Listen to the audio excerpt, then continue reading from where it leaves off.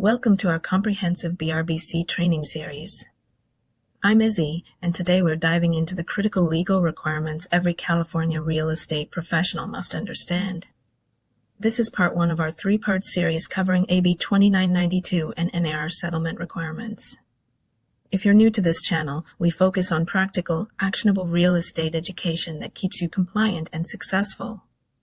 Don't forget to subscribe and hit that notification bell so you never miss important updates. Section 1. Key Legal Requirements Overview. AB 2992 versus NAR Settlement, Understanding the Difference. Let's start with the fundamental difference between AB 2992 and the NAR settlement requirements, because understanding this distinction could save your license. AB 2992 requires a buyer representation agreement as soon as practicable but no later than execution of buyer's offer to purchase. That sounds reasonable, right? But here's where it gets tricky. The NAR settlement requires a written agreement before showing a home. This is a much stricter requirement. Here's the rule you must follow. Always follow the stricter requirement. This means you must have a BRBC signed before showing any property. No exceptions, no "I'll get it signed later," no shortcuts. This applies to all licensees. Even if you're a licensed agent buying property for yourself, you need a BRBC. The law doesn't care that you have a license. If you're acting as a buyer, you need representation documented. DRE enforcement. This is serious business. The DRE will enforce AB 2992 violations, and they're not playing around.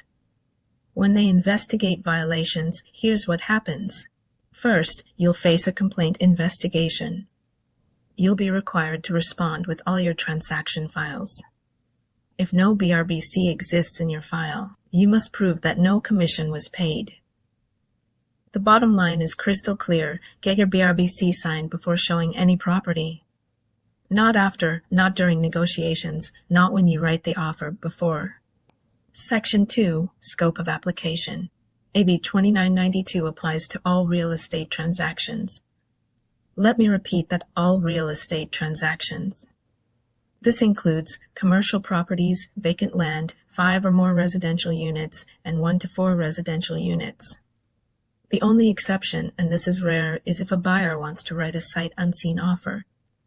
But let's be honest, how often does that really happen in today's market? This broad scope means whether you're helping someone buy a single-family home, a duplex, raw land for development, or a shopping center, you need that BRBC signed first. Understanding the scope helps you prepare better conversations with clients. When a potential buyer calls and wants to see properties immediately, you need to educate them about this requirement. It's not red tape, it's legal protection for both of you.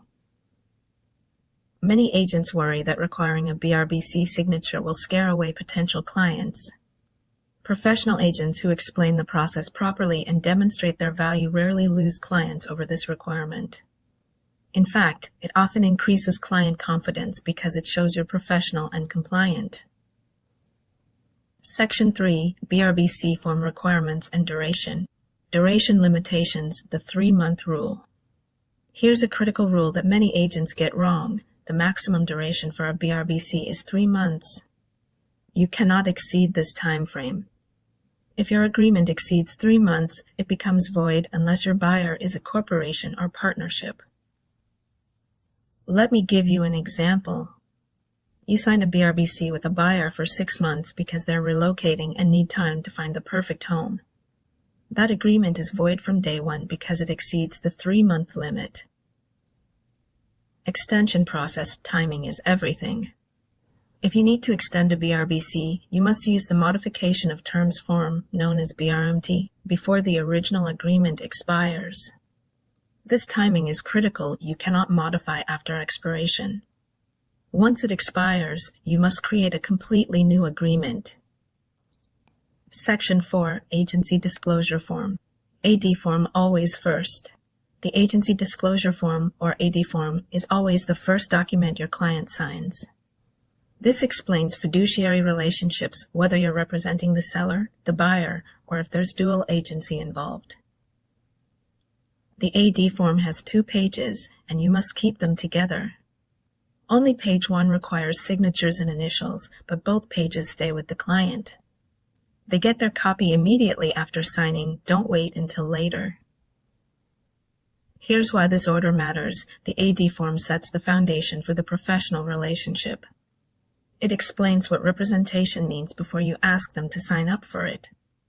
It's logical, professional, and legally required. We've covered the fundamental legal requirements, scope, and basic form requirements in this first video. These foundations are critical for everything else we'll discuss. In our next video, we'll dive deep into buyer information requirements, handling business entities, and the critical details about agreement terms and property specifications. We'll also cover some scenarios that trip up even experienced agents. Before you go, if this video helped clarify these requirements for you, please give it a thumbs up. Share it with other agents who need this information. We're all in this together, and keeping our industry compliant helps everyone succeed. Subscribe to my channel for more practical real estate education, and I'll see you in the next video where we'll tackle the more complex aspects of BRBC completion. At Go Ducks Realtor.